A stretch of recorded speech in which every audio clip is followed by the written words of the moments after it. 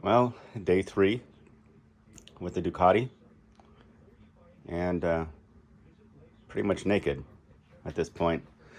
I've been removing and cleaning up each of the panels and doing a thorough, well, my version of thorough cleaning and inspection.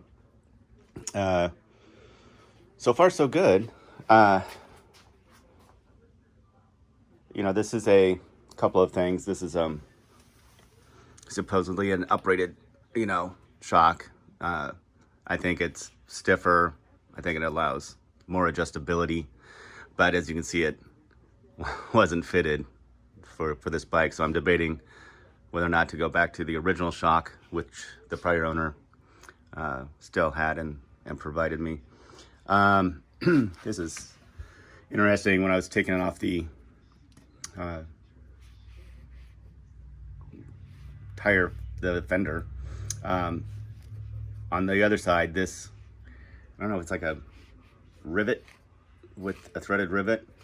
It spins freely, so that makes getting the hex nut or bolt off or on really interesting. A couple missing nuts. Debating still whether to keep with the stock clutch cover or go with the open cover. Obviously the open ones are much more stylistic, but there's debates whether they help the good morning, Bella, the clutch stay cooler and cleaner, oddly, with more airflow going around it. Still a lot more cleaning to do. And this is interesting. So this mini toggle is for the cooling fan. And I thought, well, why is that there? I've been reading on the forum. There's actually instructions to set up a mini toggle switch for your cooling fan. I don't know the exact reason yet.